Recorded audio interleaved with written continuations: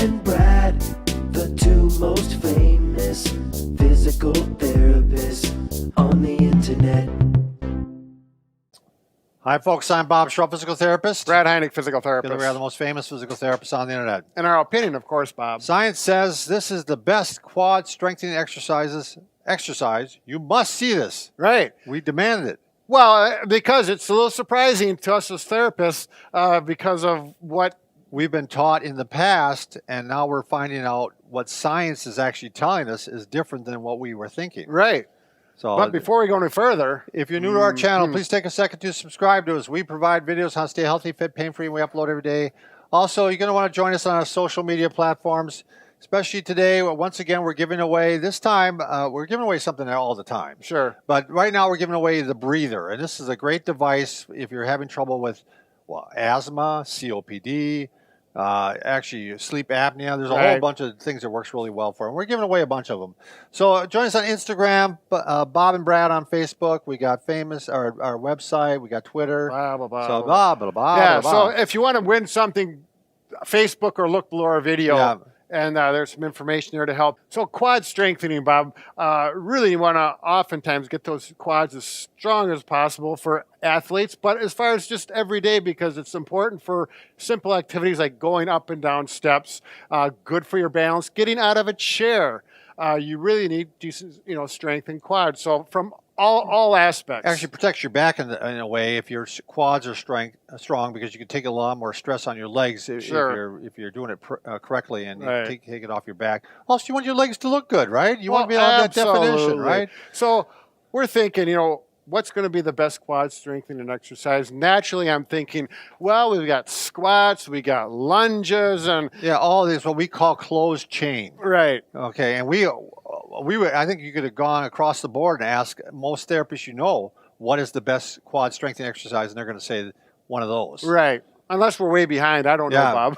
Yeah, maybe we could be. But the studies that we're looking at are from Torgerson, Morrissey, and Anderson. These are all studies that related to ACL rehab, because after an ACL surgery, quadricep strength really goes down, and you really need it to go up to have a successful rehab. So they put a lot of effort into it with this particular surgery. Believe it or not, what they did is the EMG studies, which you put electrodes to the muscle and you hook it up, and it's done on a computer, and they actually can tell what the percentage of fibers are firing in that quadricep. And the exercise that got the highest efficiency, drum roll, of quadricep strengthening is the knee extension machine. Now, this may not be shocking to all of you, but it was shocking to us. Right, so, because, this is considered open chain. Right. Because so you sit in a device, in a machine, and you've seen these at any fitness gym. They have them where you sit down, and then there's a pad that goes across your ankle, and you simply go up and down like this. And it's true, it's all quadricep work. But the big thing as therapists is like, oh, well, that works the quads, but it's open chain, so it's not functional to daily life. And it puts a lot of stress on the patellofemoral joint. Yep. On the kneecap itself. Right. And so right after they mentioned this part about the EMG studies, then they said, what degree of range of motion? This is from another scientific study. This is from, I learned this from a Stanford, someone that did a study at Stanford? Right. Well, actually, he works at Stanford. He's a physical therapist. He's doing a continuing ed. And everyone in the class is like, well, no one said anything. He said between 0 and 30 degrees, which I thought it was going to be more in the flexion range. So the question was, Brad, you kind of jumped over this. Yeah. The question is, where is the most stress on the kneecap? Where is the foot at when the most stress is felt on the kneecap? Sure. And both Brad and I thought would be in this range right here, but it's actually in the final 30 degrees where it is. Yeah. So we gotta respect science, and these people are the leading edge right now. But they're saying, go ahead and do the quad extensions, knee extensions. Right. And don't worry about that final 30. Right. Right? As long as you're not having pain. If you have arthritis or some issues and it's getting it worse. But if you got a healthy knee, it's pain-free, work with it. And also do the close, do your squats. And actually, they compared this EMG study with squats, leg press, and quad sets. Everything that we normally do. and we thought were good, and they are good exercises. You need to do those, but This is the best. right, if This we're is the just best working on if that, you want to strengthen your quad, this is the best. and I'm going to suggest to do these and then work your squats as well Sure. as your lunges, because that's going to incorporate balance and the closed chain benefits.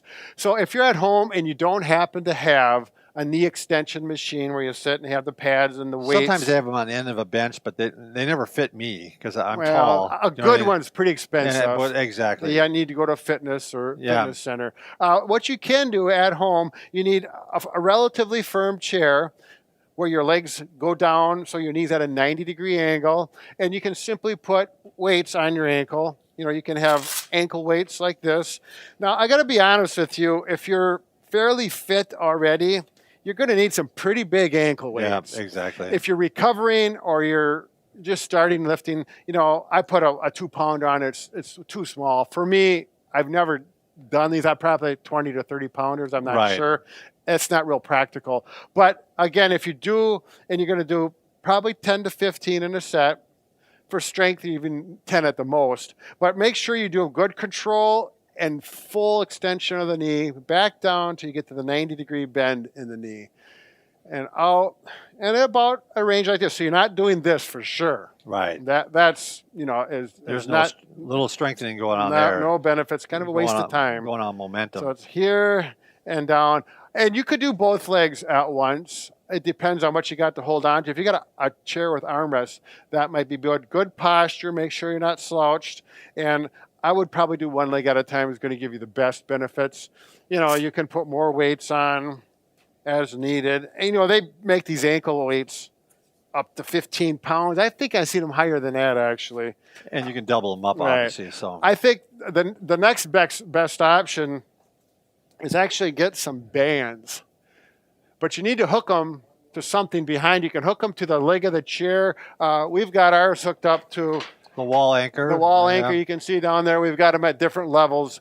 They work excellent for all kinds of exercises. Yeah, then you can work your whole body. Right. You know, but especially if you're rehabbing from something, it's nice to have this band option too. So hooking them up. Yeah, so with our band, I've got 2 bands. We can hook up to 3 on one anchor. And actually, you could get pretty good resistance on this. So I'm going to hook 2 bands up there so I get a little more resistance. Works well. And then you simply do the same mechanics, same slow motion with the bands. If you need to get more resistance, simply Move out further. move the chair out, or in this case, the table, and you get more resistance.